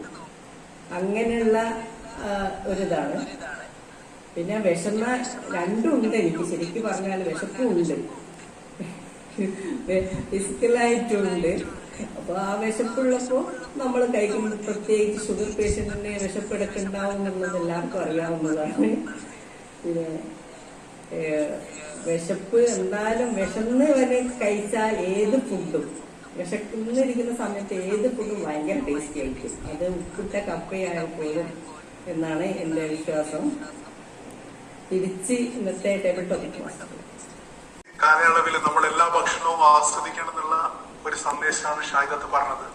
അതോടൊപ്പം ആരോഗ്യകരമായിട്ടുള്ള ഒരു സൂചന കൂടെ നൽകി. ഡയബറ്റീസ് ഷുഗറുള്ള പേഷ്യന്റിന് ഒരു തരത്തിലുള്ള ഭക്ഷണത്തിനോട് പ്രത്യേകം അമതിയായിരിക്കും എന്നുള്ള ഒരു സൂചന കൂടെ നൽകി. നന്ദി ഷാഹിദത്ത്. ഒരു ദിവസം ഞാനും എൻ്റെ പ്രിയ സുഹൃത്ത് അഹമ്മദ് ഷായും കൂടി ഇങ്ങനെ നടന്നു പോകുമ്പോൾ പെട്ടെന്ന് അദ്ദേഹം അവിടെ നിന്നു. ഞാൻ ഒറ്റയ്ക്ക് മുന്നോട്ട് പോയി. പിന്നെ നോക്കിയപ്പോഴാണ് ഒരു ചില്ലുകൊട്ടിരിക്കുന്ന പല പലഹാരങ്ങളും നോക്കി അദ്ദേഹം ഇങ്ങനെ ഇരിക്കുന്നു. അപ്പൊ ഞാൻ അടുത്തായി വിളിക്കാൻ പോകുന്ന അഹമ്മദ് ഷായാണ്. അഹമ്മദ് ഷാ, പഴംപൊരി വേണോ, ഇലയുടെ വേണോ, ഇനി വട വേണോ, ഉണ്ണിയപ്പം വേണോ? പഴംപൊരി തന്നെ ആയിക്കോട്ടെ. How do you manage hungry when no foods around you? നിങ്ങളുടെ അടുത്ത് ഭക്ഷണം ഇല്ലെങ്കിൽ നിങ്ങൾക്ക് വിശന്നിരിക്കുന്ന അവസ്ഥയെ നിങ്ങൾ എങ്ങനെ അത് മാനേജ് ചെയ്യും? ചില പ്രഭാഷണ തലവൻ, സാറ്റോസ് മാസ്റ്റർമാരെ, വിശിഷ്ട അതിഥികളെ, ഏവർക്കും നമസ്കാരം. ഞാൻ എങ്ങനെയാണ് വിശപ്പ് നിയന്ത്രിക്കുന്നത് അല്ലെങ്കിൽ മാനേജ് ചെയ്യുന്നത് എന്നാണ് എനിക്കിന്റെ വിഷയം. ഒരുപാട് വെള്ളം കുടിക്കുക, കുറെ വെള്ളം കുടിക്കുക. കുറെ വെള്ളം കുടിച്ച് കഴിഞ്ഞാൽ തന്നെ നമുക്ക് പിന്നെ വിശപ്പ് ഇങ്ങനെ കുറച്ച് കുറയുന്നതായിട്ട് തോന്നും. അപ്പോ അങ്ങനെയാണ് ഞാൻ മാനേജ് ചെയ്തുകൊണ്ടിരുന്നത്. പക്ഷെ അങ്ങനെ ഒരു അവസരം ഇതുവരെ ഈ ഗൾഫിൽ ഇല്ല എന്നുള്ളതാണ് വല്ലാത്തൊരു. പക്ഷെ നമ്മൾ നാട്ടിലായിരുന്നപ്പോ അങ്ങനത്തെ കുറെ അവസ്ഥകൾ ഉണ്ടായിട്ടുണ്ട്. കുറെ യാത്ര പോകുമ്പോ ചിലപ്പോ ചില ജോലി ആവശ്യങ്ങൾക്കായിട്ടൊക്കെ ഇങ്ങനെ പോകും. അത് പറഞ്ഞപ്പോഴാണ് എനിക്കൊരു ഓർമ്മ. പണ്ട് പ്രത്യേകിച്ച് ഈ റമദാൻ കാലത്ത്, കുട്ടിക്കാലത്ത്, നോമ്പ് കാലത്തൊക്കെയാണ് നമ്മുടെ ഈ വിശപ്പ് മാനേജ് ചെയ്യുന്ന ടെക്നിക്കൊക്കെ പഠിച്ചെടുക്കുന്നത് കുട്ടിക്കാലത്ത്. അപ്പൊ വീട്ടില് ഭക്ഷണം കിട്ടൂല എന്നുള്ളത് 100% ഉറപ്പാണ്. അപ്പൊ എന്ത് ചെയ്യുന്ന വെച്ചാല് മെല്ലെ കിണറ്റിന്റെ ചുവട്ടിലേക്കിട്ട് പോയിട്ട് ഇങ്ങനെ കോരും, മറ്റേ കൈകാല് കഴുകുന്ന പോലെ ഇങ്ങനെ കാണിച്ചിട്ട് ആവശ്യത്തിന് വെള്ളം കുടിക്കും. ഒന്നും അറിയാണ്ട് ഉമ്മാന്റെ അടുത്ത് പോയിട്ട് ഇങ്ങനെ അഭിനയിക്കും. ഞാനൊന്ന് നോമ്പാട് ഉമ്മാറ് പറഞ്ഞിട്ട്. അപ്പൊ ഉമ്മാക്ക് ഭയങ്കര സങ്കടമായിട്ട്, മോനെ ഒരു 6 മണി വരെ വാഗ് കൊടുക്കുന്നവരെ വെയിറ്റ് ചെയ്യുന്നൊക്കെ പറഞ്ഞ് ആശ്വസിപ്പിച്ച് വാഗ് കൊടുക്കുമ്പോ കാണാം എന്റെ ദർശന പ്രഭാഷണ തലവ എന്റെ കഴിവുകൾ. ഇതാണ് എന്റെ അനുഭവങ്ങൾ. നിങ്ങൾക്ക് എല്ലാവർക്കും പരീക്ഷിക്കാവുന്ന നുറുങ്ങ് വിദ്യയാണ്. ഇഷ്ടംമാതിരി വെള്ളം കുടിക്കുക, ആരോഗ്യത്തിന് നല്ലത്, മറ്റു കേടുകളില്ല. നിങ്ങൾ മറ്റു ഭക്ഷണങ്ങൾ കഴിക്കുന്നത് കുറയുകയും ചെയ്യും. ഇത്ര പറഞ്ഞുകൊണ്ട് തിരിച്ച് ഇന്നത്തെ ദർശന പ്രഭാഷണം. അദ്ദേഹം എന്നെ എടുത്തു കൊണ്ടുപോയത് അങ്ങ് കുട്ടിക്കാലത്തേക്കായിരുന്നു. ശരിക്കും ഇതല്ല, ഇതിനേക്കാൾ അപ്പുറം ഞാൻ ചെയ്തിട്ടുണ്ട്. വെള്ളമല്ല കുടിച്ചത്, ഭക്ഷണം കഴിച്ചത് നോമ്പിന്റെ സമയത്ത് കാണാതെ. പിന്നെ വെള്ളം കുടിക്കുന്നതിന്റെ പ്രാധാന്യത്തെ പറ്റി അദ്ദേഹം നമ്മൾ പറഞ്ഞു ബോധിപ്പിച്ചു. വളരെയധികം നന്ദി. ഇനി അടുത്തത് ജലീൽക്ക,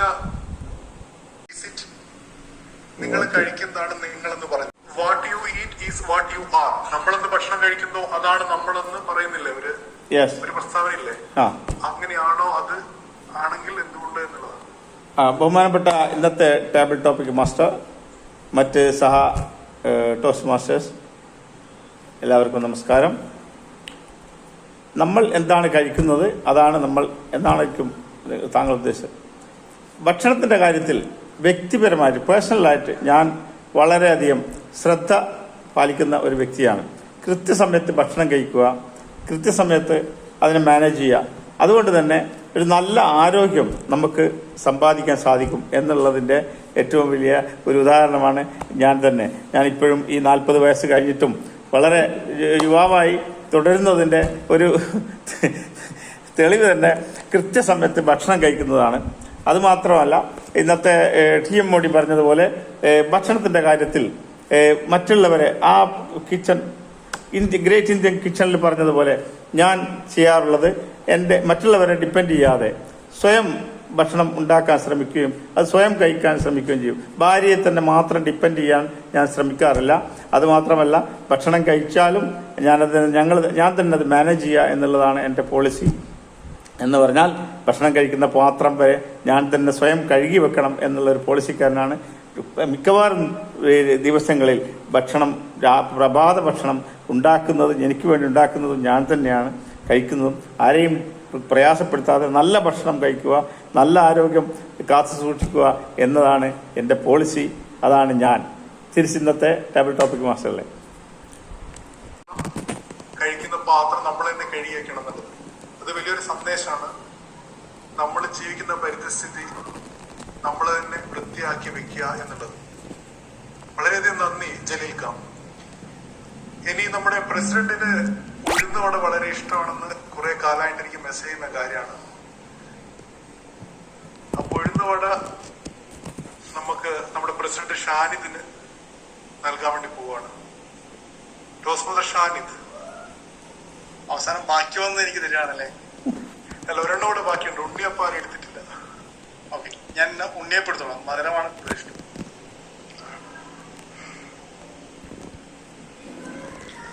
When is okay to say and why?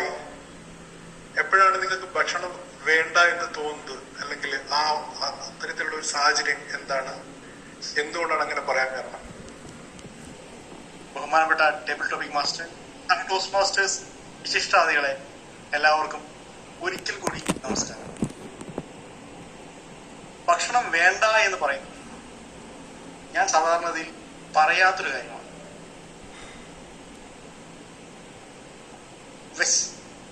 ആരെങ്കിലും ഭക്ഷണം കഴിക്കാൻ വിളിച്ചാൽ അല്ലെങ്കിൽ ക്ഷണിച്ചാൽ നോ എന്ന് പറയാൻ ഭയങ്കര വിഷമം തോന്നുന്ന അല്ലെങ്കിൽ ബുദ്ധിമുട്ട് തോന്നുന്ന ഒരു മനുഷ്യനാണ് ഞാൻ. എത്ര വയറ് നിറഞ്ഞാലും ശരി കുറച്ചെങ്കിലും പോയി കഴിക്കണം എന്നാണ് ഞാൻ എപ്പോഴും ആഗ്രഹിക്കാറുള്ളത്. എൻ്റെ വയറിൻ്റെ ഒരു പ്രശ്നം എന്താണെന്ന് വെച്ചാൽ പെട്ടെന്നൊന്നും വയറ് നിറയില്ല എന്നുള്ളതാണ്. അതുകൊണ്ട് തന്നെ കഴിക്കാനുള്ള ഒരു ഗ്യാപ്പ് എപ്പോഴും അവിടെ ഉണ്ടാവും. ഭക്ഷണം വേണ്ട എന്ന് പറയുന്ന ഒരു കാരണം ഉണ്ടെങ്കിൽ അല്ലെങ്കിൽ ഒരു അവസ്ഥ ഉണ്ടെങ്കിൽ അതിന് കാരണം ഭക്ഷണത്തിന് കുറവുണ്ട് എന്ന് തോന്നുമ്പോഴാണ്.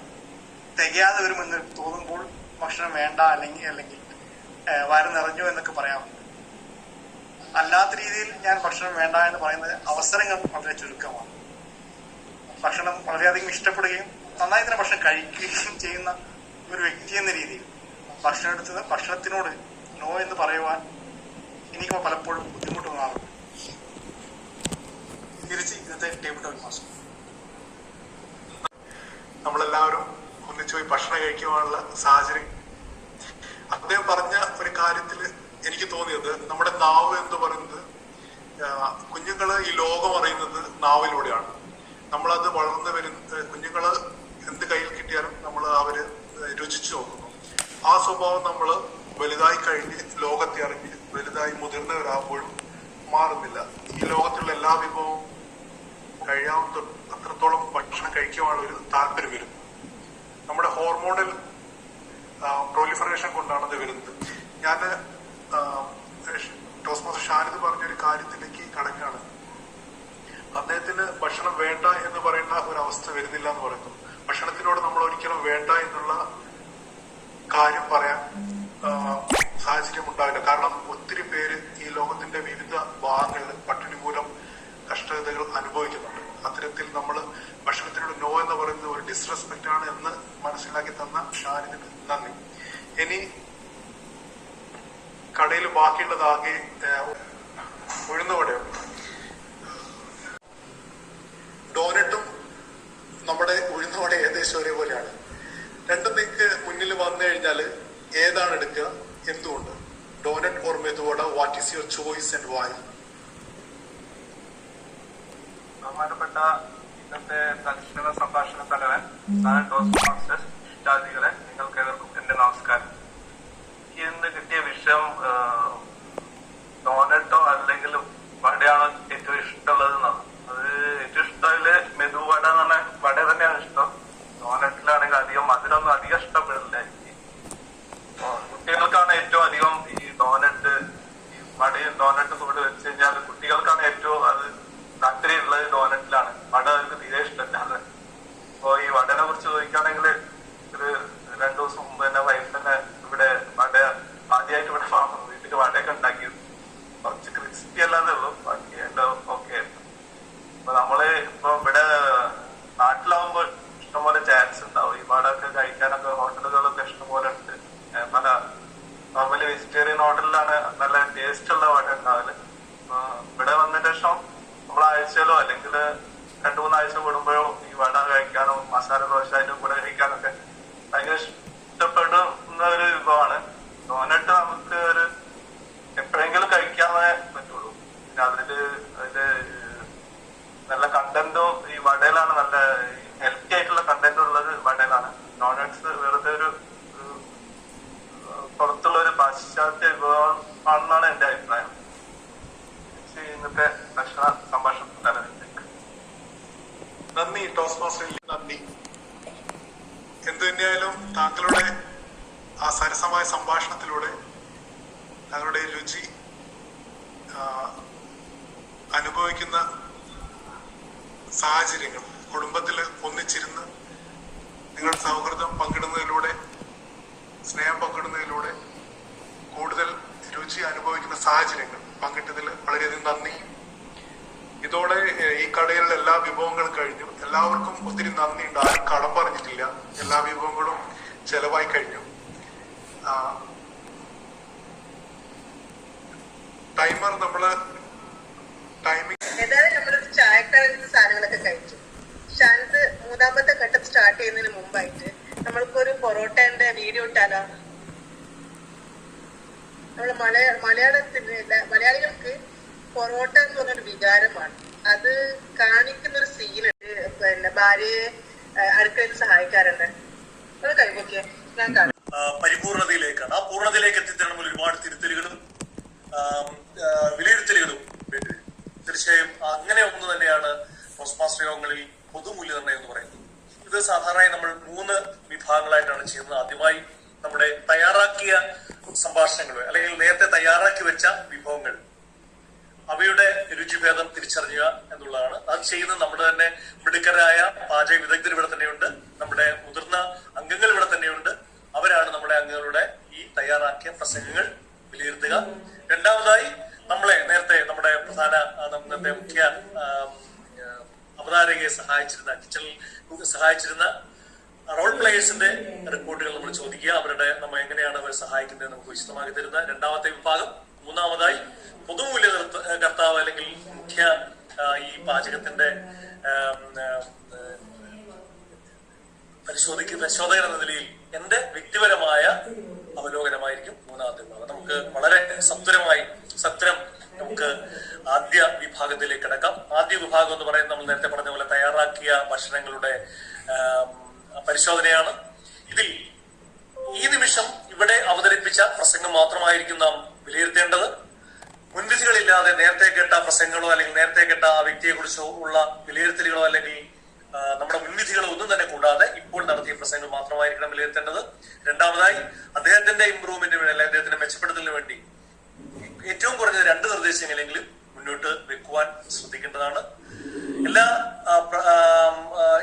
ഇവാലുവേറ്റേഴ്സിലും മൂല്യകർത്താവിനും ആശംസ നേരുന്നുകൊണ്ട് നമുക്ക് ആദ്യത്തെ പ്രസംഗത്തിലേക്ക് കിടക്കാം. ഇന്നത്തെ ആദ്യത്തെ പ്രസംഗം ആഗോള താപനം എന്ന തലക്കെട്ടിൽ നമ്മുടെ ടോസ്റ്റ് മാസ്റ്റർ സലാഹുദ്ദീൻ നടത്തിയ പ്രസംഗമായിരുന്നു. ആ ഒരു പ്രസംഗം മൂല്യനിർണ്ണയം ചെയ്യുന്നതിന് വേണ്ടി നമ്മുടെ പ്രിയപ്പെട്ട ടോസ്റ്റ് മാസ്റ്റർ ഷിഹാബിനെ വേദിയിലേക്ക് സ്വാഗതം ചെയ്യും. ടോസ്റ്റ് മാസ്റ്റർ വിശിഷ്ടാതികളെ ഇനി നിങ്ങളുടെ ജീവിതത്തിൽ ഒരു മരം വെട്ടിക്കളയുമ്പോൾ നിങ്ങൾ ആലോചിക്കില്ലേ? അല്ലെങ്കിൽ കുടുംബമൊത്ത് കടലിൽ കുളിക്കാൻ പോകുമ്പോൾ വെള്ളത്തിന്റെ ലെവൽ ഉയരുന്നുണ്ടോ എന്ന് നിങ്ങൾ സാഹുത വീക്ഷിക്കും. അതാണ് ഒരു യഥാർത്ഥ പ്രസംഗത്തിന്റെ നമ്മളുടെ മനസ്സിൽ തട്ടിയ ഒരു പ്രസംഗം. നമ്മൾക്ക് അതിൽ നിന്ന് നമുക്ക് കൊണ്ടുപോകാൻ പറ്റാവുന്ന ഇന്ന് ആഗോള താപനത്തെ പറ്റി വളരെ സരസമായി ചുരുങ്ങിയ വാക്കുകളുകൊണ്ട് നമ്മെ പഠിപ്പിച്ച സലാഹുദ്ദീന് ഒരു നല്ല കയ്യടി ആദ്യം തന്നെ.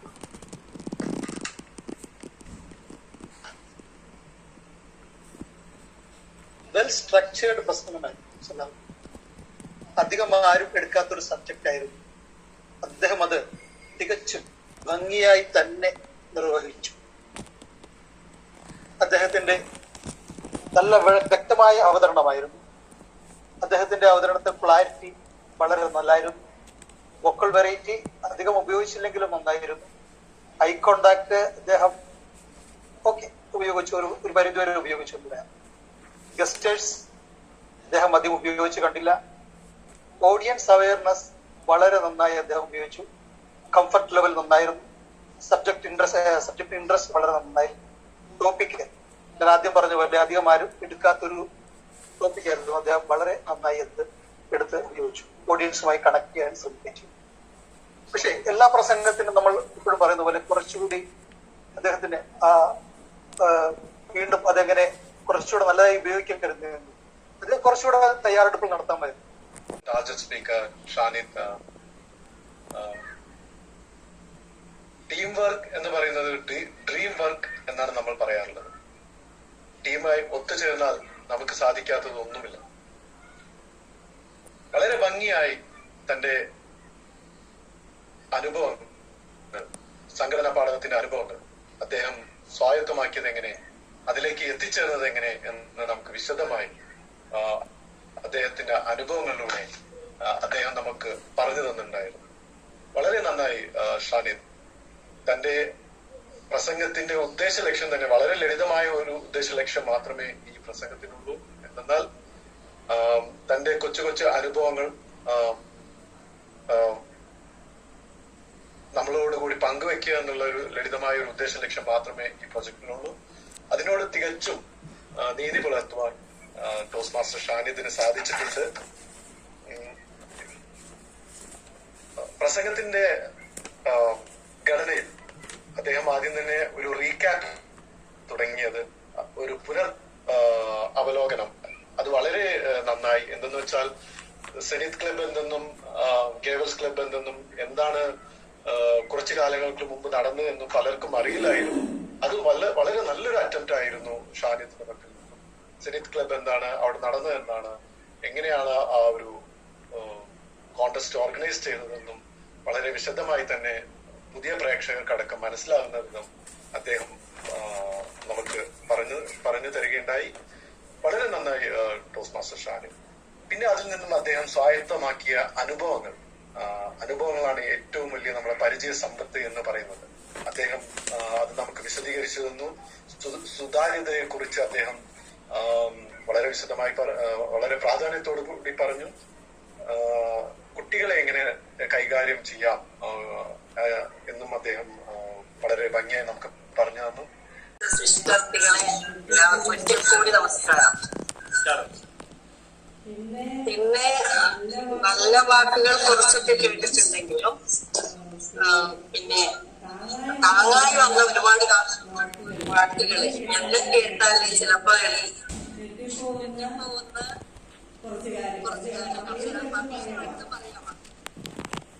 നമുക്ക് അപശബ്ദങ്ങൾ തീർച്ചയായിട്ടും പറയാം. ഓരോരുത്തരുടെ വ്യക്തിപരമായ ഉന്നമനത്തിന് വേണ്ടിയിട്ടാണ് തീർച്ചയായിട്ടും അത് പറയാം. അല്ലെങ്കിൽ അങ്ങനെയുള്ള കാര്യങ്ങൾ മാത്രം. ഷിയാബ് പിന്നെ അദ്ദേഹം എന്നുള്ളത് ഒരു 8 പ്രാവശ്യം പറഞ്ഞിരുന്നു. അദ്ദേഹം ഇങ്ങനെ ഇടക്കിടക്ക് അദ്ദേഹം ഇങ്ങനെ വരുമ്പോ ഒരു ഇതായിട്ട് എനിക്ക് തോന്നിയതാണ്. അതുകൊണ്ട് ഞാൻ കുറിച്ച് വെച്ചു. സലാഹുദ്ദീൻ അദ്ദേഹം എന്നുള്ളത് 8 പ്രാവശ്യം. സലാഹുദ്ദീനും പറഞ്ഞിട്ടേ. പിന്നെ അഹമ്മദ് ഷാ കൊണ്ടൊരു ആറാട്ടായിരുന്നു. ഓരോ വാക്കുകളാവുമ്പോ അത്രയാണ് ആദ്യം പറഞ്ഞത്. ഇവാലുവേഷന്റെ ഒബ്ജക്റ്റീവ് ഫസ്റ്റ് പറഞ്ഞത് 9, രണ്ടാമത് പറഞ്ഞത് 16. അതേപോലെ നമ്മൾ എന്നുള്ള നമ്മുടെ പ്രസിഡന്റ് ഷാനിദ് 11 പ്രാവശ്യം. ആ ഒരു അങ്ങനെയല്ല നമ്മൾ എന്നുള്ളത് കുറച്ച് വെക്കണം എന്നുള്ള അറിയില്ല. പക്ഷെ കൂടുതൽ വാക്ക് റിപ്പീറ്റേഷൻ വന്നത് കൊണ്ട് ഞാൻ അങ്ങനെ. പിന്നെ അതുപോലെ തന്നെ കുറെ കാര്യങ്ങൾ വീണ്ടും വീണ്ടും പറഞ്ഞിട്ടുണ്ട്. പ്രസംഗത്തില് തന്നെ റിപ്പീറ്റേഷൻ വന്നിട്ട് പോലെ എനിക്ക് തോന്നി. ബഹുമാനപ്പെട്ട ഇന്നത്തെ പൊതുമൂല്യകർത്താവ്, മറ്റ് toast masters and toast masters, നമ്മുടെ എല്ലാവരും ശ്രദ്ധിക്കേണ്ട ഒരു വിഷയമാണ്. പ്രസിഡന്റ് നമ്മോട് പറഞ്ഞിട്ടുണ്ട് ടോസ്റ്റ് മാസ്റ്റേഴ്സ് ക്ലബിന് എത്ര വയസ്സാണ്, ഇതിന്റെ പ്രായം എത്ര വർഷമായി? 95 വർഷം. തുടങ്ങി എത്ര വർഷമായി പറഞ്ഞു? അപ്പോൾ അല്ല വർഷമായി, എത്ര വർഷമായി എന്ന് പറഞ്ഞു? ഓക്കെ, 96 വർഷം. ഓക്കെ, എത്ര രാജ്യങ്ങളിൽ? 163. ഓക്കെ, 16,500. Okay okay. ഖത്തറിൽ എത്ര ക്ലബുകളുണ്ട്?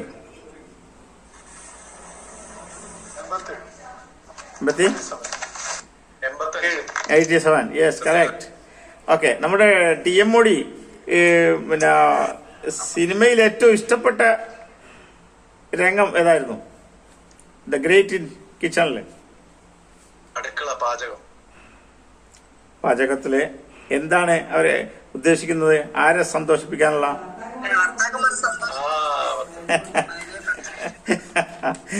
ഓക്കെ, അപ്പൊ അതിൽ TMOD പറഞ്ഞു. TMODയുടെ ഉമ്മ പറഞ്ഞ എന്തായിരുന്നു?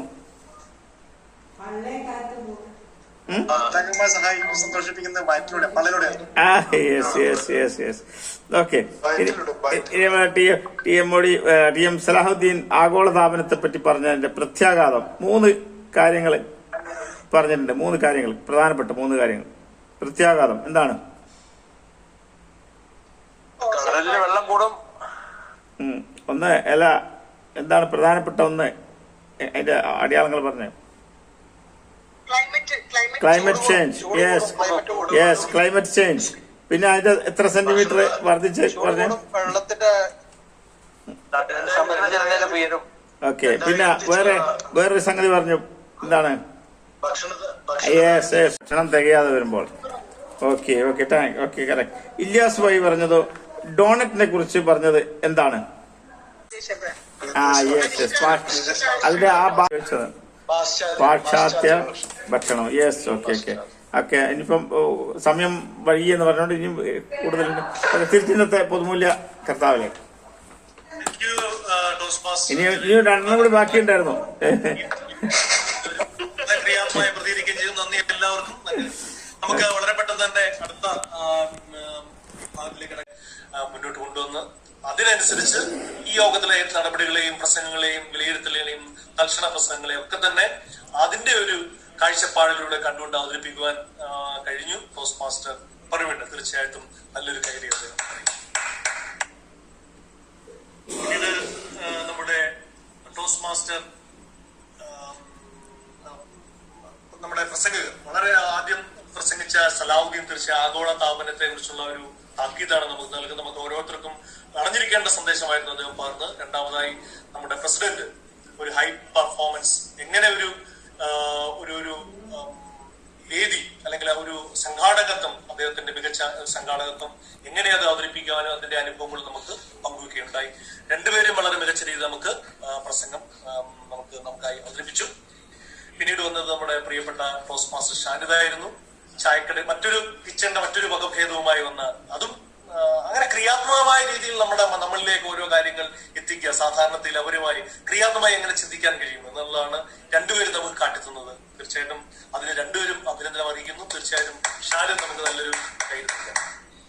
ഷാനിദിന്റെ അദ്ദേഹത്തിന്റെ ഒരു പ്രൊജക്റ്റ് എന്ന രീതിയിൽ തന്നെയായിരുന്നു തൽക്ഷണ പ്രസംഗം നടത്തിയത്. നമുക്ക് അതിന്റെ വിലത്തിലേക്ക് കിടക്കാം.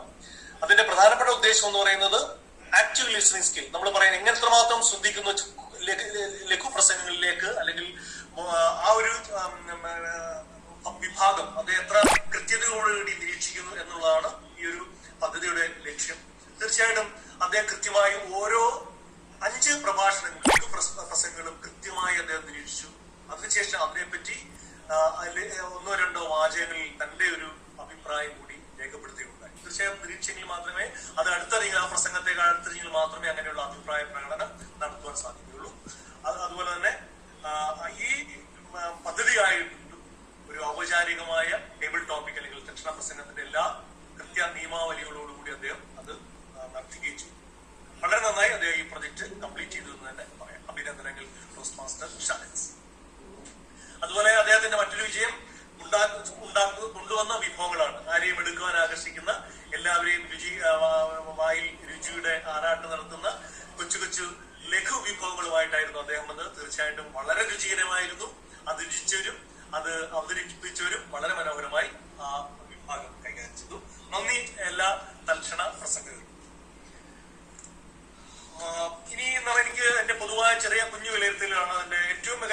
പോസിറ്റീവ് എന്നുള്ള രീതിയിൽ ഞാൻ കണ്ടത് അതിന്റെ കൃത്യമായ സമയത്തിൽ നമ്മുടെ തുടക്കം, നമ്മുടെ വളരെ പലപ്പോഴും പറയാറുണ്ടെങ്കിലും പലയിടത്തും ചെയ്യാത്ത ഒരു കാര്യം നമ്മുടെ പ്രസിഡന്റ് ചെയ്തു. അദ്ദേഹം ബാനർ പ്രദർശിപ്പിച്ചിട്ടുണ്ടായിരുന്നു. വളരെ നന്ദി. നമ്മൾ പല പൊതുമൂല്യനിർണ്ണയത്തിൽ പറഞ്ഞിട്ടുണ്ടെങ്കിലും പലയിടത്തും അത് ഇപ്പോഴും നടപ്പാക്കുന്നില്ല. തീർച്ചയായിട്ടും നമുക്ക് അഭിമാനമുണ്ട് പ്രൊഫസർ ഷാനദിൽ പിന്തുടർന്ന്. പിന്നീട് നമ്മുടെ എല്ലാ അംഗങ്ങളും വളരെ സജീവമായി പങ്കെടുത്തു എന്ന് തന്നെ പറയാം. നമ്മളെ സംബന്ധിച്ചോളം 12-14 പേരെന്ന് പറയുന്നത് നമ്മുടെ വളരെ ചെറിയൊരു അംഗസംഖ്യ മാത്രമാണ്. പക്ഷെ എല്ലാവരും വളരെ മനോഹരമായി സജീവമായി പങ്കെടുത്ത് അതൊരു മനോഹരമായ സായാഹ്നമായി നമുക്ക് മുന്നിൽ തന്നു. നന്ദിയുണ്ട്. എനിക്ക് ചെറിയ 2 നിരീക്ഷണങ്ങളേ ഉള്ളൂ. ഒന്ന്, അജണ്ടയിലെ നമ്മുടെ കറക്ഷൻസ്, ഇതിലെ കൗണ്ടറും സജീവൻസും ഒക്കെ പേരുമാറിയാണ് നടക്കുന്നത്. തീർച്ചയായിട്ടും നമുക്ക് അങ്ങനെയുള്ള ചെറിയ കറക്ഷൻസ് നടത്താമെങ്കിൽ. പിന്നീട് നമ്മൾ പോസ്റ്റ് മാസ്റ്ററിനെ അഭിസംബോധന ചെയ്യുമ്പോൾ പോസ്റ്റ് മാസ്റ്റർ എന്ന് തന്നെ പറയുക, പോസ്റ്റ് മാസ്റ്റർ അനിൽ പ്രകാശ് എന്ന് തന്നെ പറയാം, അല്ലെങ്കിൽ പോസ്റ്റ് മാസ്റ്റർ ഷാനിദ് എന്ന് തന്നെ പറയാം. മറ്റ് ഇതൊക്കെ നമ്മൾ ക്രിയാത്മകമായി പല രീതിയിൽ അവതരിപ്പിക്കുന്നുണ്ടെങ്കിലും തീർച്ചയായിട്ടും ഇത് ഔപചാരികമായ യോഗങ്ങൾ തന്നെയാണ്. നമുക്ക് ഒരു തെറ്റുമില്ല. നമ്മുടെ ബോസിനെ പോലും നമുക്ക് പോസ്റ്റ് മാസ്റ്റർ എന്നാണെന്ന് വിളിക്കാവുന്ന ഒരു വേദിയാണിത്. അതിൽ യാതൊരു തെറ്റുമില്ല. തീർച്ചയായിട്ടും ഇങ്ങനെയുള്ള കുഞ്ഞു കുഞ്ഞുകുട്ടികൾ മാത്രം ഒഴികെ വളരെ മനോഹരമായ ഒരു അടുക്കളയുടെ അന്തരീക്ഷത്തിൽ, അല്ലെങ്കിൽ രുചിഭേദങ്ങളുടെ അന്തരീക്ഷത്തിൽ ഈ സായനം ഒരുക്കി തന്ന എല്ലാവർക്കും ഒരിക്കൽ കൂടി നന്ദി. ഇനിയും നമ്മൾ ഈ കുഞ്ഞു കുഞ്ഞു കുറവുകൾ പരിഹരിച്ചുകൊണ്ട് മികവിന്റെ പടികൾ ചവിട്ടി നമ്മൾ ഇനിയും പോസ്റ്റ് മാസ്റ്റർ യോഗങ്ങൾ, അല്ലെങ്കിൽ നമ്മുടെ ഖത്തറിലെ പോസ്റ്റ് മാസ്റ്ററിൽ നമ്മുടെ കയ്യൊപ്പ് ചാർത്തിക്കൊണ്ട് മുന്നോട്ട് പോകുമെന്ന് പ്രത്യാശിക്കാം. എല്ലാവർക്കും നന്ദി, എല്ലാവർക്കും ആശംസകൾ. തിരിച്ചിന്നത്തെ പോസ്റ്റ് മാസ്റ്റർ വ്യക്തമായിട്ടും നന്നായി ഡീറ്റെയിൽഡ് ആയിട്ടുള്ള ഒരു അവലോകനമായിരുന്നു ഇത്. എന്താണ് പോസിറ്റീവ്, എന്താണ് അതിൽ നമ്മൾ ഇംപ്രൂവ് ചെയ്യാനുള്ള എല്ലാ കാര്യങ്ങളും വ്യക്തമായിട്ട് പറഞ്ഞു. ഓരോ ഘട്ടത്തിലും എല്ലാം അറിയിച്ചു. അങ്ങനെ എന്റെ ഇന്നത്തെ കിച്ചൺ യാത്ര അവസാനിക്കാൻ പോവാണ്. അവസാനിക്കുന്നതിന് മുമ്പ് 3 കാര്യങ്ങൾ ടോസ്റ്റ് മാസ്റ്റർ എന്ന നിലയിൽ ഞാൻ പറയാൻ പോവാണ്. നിങ്ങൾ ഇന്ന് ചെയ്യേണ്ട കാര്യങ്ങൾ. ആദ്യം പോയി സിങ്കിൽ പാത്രം ഉണ്ടോന്ന് നോക്കാം, പാത്രം കഴുകി വെക്കാം. ഇനി മുതൽ ഭാര്യയെ കിച്ചണിൽ ഹെൽപ്പ് ചെയ്യാൻ നോക്കാം. 3ാമത്, ഈ മൂവി കാണാത്തവർ ഭാര്യയുടെ കൂടെ ഇരുന്ന് മൂവി കാണാം. ഓക്കെ, ഇതൊക്കെ ഞാൻ വെറുതെ പറയാണ്. ചെയ്തു നോക്ക്. ചിലപ്പോ നിങ്ങൾക്കൊക്കെ ഒരു ടോസ്റ്റ് മാസ്റ്റർ ഇനി എപ്പോഴും പ്രശ്നമില്ലാത്ത യോഗങ്ങൾ പങ്കെടുക്കാൻ പറ്റും ഇങ്ങനെയൊക്കെ ചെയ്തിട്ടുണ്ടെങ്കിൽ കേട്ടാ. പിന്നെ ഇത്രയൊക്കെ പറഞ്ഞുകൊണ്ട് ഞാൻ എന്റെ toast master of the day അവസാനിപ്പിക്കുന്നു. തിരികെ പ്രസിഡന്റിലേക്ക് കാര്യങ്ങൾ പറഞ്ഞോളട്ടെ. ഒന്ന്, ടോസ്റ്റ് മാസ്റ്റർ ഇന്റർനാഷണൽ നമുക്കൊരു ഓഫർ തന്നിട്ടുണ്ടായിരുന്നു. കഴിഞ്ഞ വർഷം, അതായത് കഴിഞ്ഞ ടേം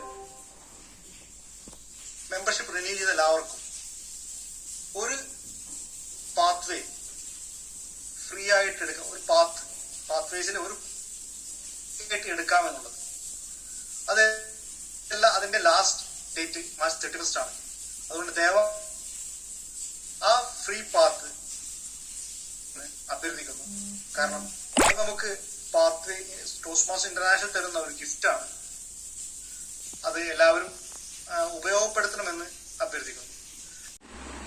കവിത കൂടി ഞാൻ എഴുതി വെക്കാം, എന്റെ കനവിൽ നീ എത്തുമ്പോഴോ മനിക്കാൻ, ഒരു മധുരമായെന്നും ഓർമ്മ വെക്കാൻ, ചാരുഹൃദയാഭിലാഷമായി കരുതി വെക്കാം.